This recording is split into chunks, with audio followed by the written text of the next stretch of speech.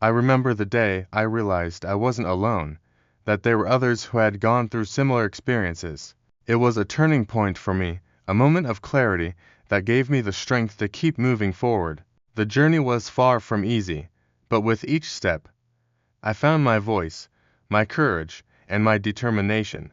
I learned to acknowledge my emotions, to accept my story, and to use it as a catalyst for change. It's a journey that's still unfolding, but one that I'm committed to, knowing that I'm not just speaking out for myself, but for all those who have been silenced. My personal journey has been marked by moments of intense pain, fear, and uncertainty. There were times when I felt like giving up, when the darkness seemed overwhelming, and the silence too suffocating. But I refused to let my story be defined by the abuse I suffered. Instead, I chose to use it as a testament to my resilience, my strength, and my capacity to heal. It's a story that's still evolving, one that I'm continuing to write, and one that I hope will inspire others to find their voice, to break their silence, and to speak out against the injustices they've faced.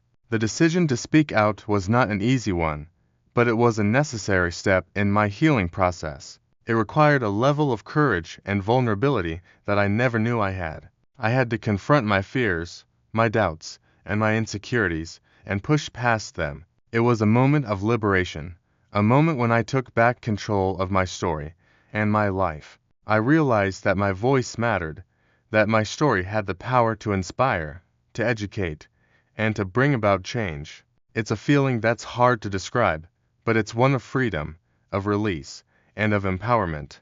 The moment I decided to share my story publicly was a pivotal one. It was a moment of reckoning, a moment when I chose to stand up, to speak out, and to be heard.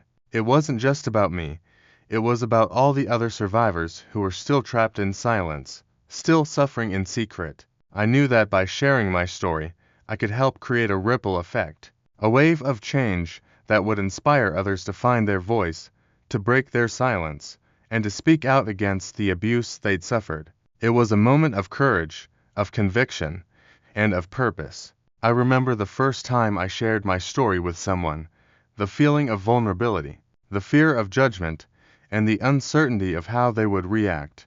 But as I continued to share my story, I began to realize that I was not alone, that there were others who had gone through similar experiences, and that my story had the power to connect us, to heal us, and to inspire us. It was a moment of connection, of community, and of shared understanding. I knew that I had found my tribe, my support system, and my voice.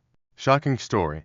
17-year-old victim of pastor's abuse joined me as I share my story of survival and speak out against the abuse I faced as a 17-year-old. It's time to break the silence. I'm here today to tell you about the darkest period of my life. A time when I was manipulated and abused by someone I trusted, a pastor who was supposed to guide me spiritually. His actions left me feeling lost, alone, and ashamed, but I've found the strength to speak out, and I hope my story will help others find their voice. The issue of abuse within religious institutions is a complex and sensitive topic, often shrouded in secrecy and protected by a culture of silence. Many survivors struggle to come forward, fearing judgment, rejection, or even retaliation from their communities. This fear is rooted in the power dynamics at play, where the abuser often holds a position of authority, making it difficult for victims to be believed or taken seriously. The consequences of speaking out can be severe, ranging from social ostracism to emotional distress, which is why so many survivors choose to suffer in silence. Abuse within religious institutions is not just a moral issue, but also a systemic problem that requires a thorough examination of the power structures and practices that enable it. Many of these institutions have failed to implement adequate safeguards, allowing perpetrators to exploit their positions of trust and authority. The lack of accountability and transparency has created an environment where abuse can thrive, leaving countless victims in its wake. It's essential to recognize the warning signs and take proactive steps to prevent abuse, rather than simply reacting to it after it's happened. The trauma caused by abuse can be long-lasting, affecting every aspect of a survivor's life. from their relationships and mental health to their sense of identity and purpose. It's not just the abuse itself, but also the silence and shame that follow, which can be just as damaging. Survivors often struggle to reconcile their faith with the actions of their abusers, leading to feelings of confusion, anger, and disillusionment. It's crucial to create a supportive environment where survivors feel heard, validated, and empowered to share their stories without fear of judgment or rejection. The road to healing and recovery is long and arduous, requiring patience, courage, and resilience. It's a journey that involves confronting the past, processing emotions, and rebuilding trust, not just with others, but also with oneself. Survivors need access to resources, support groups, and counseling services that cater to their unique needs and experiences. By providing a safe and non-judgmental space, we can help survivors navigate their journey, find their voice, and ultimately, discover a sense of purpose and meaning.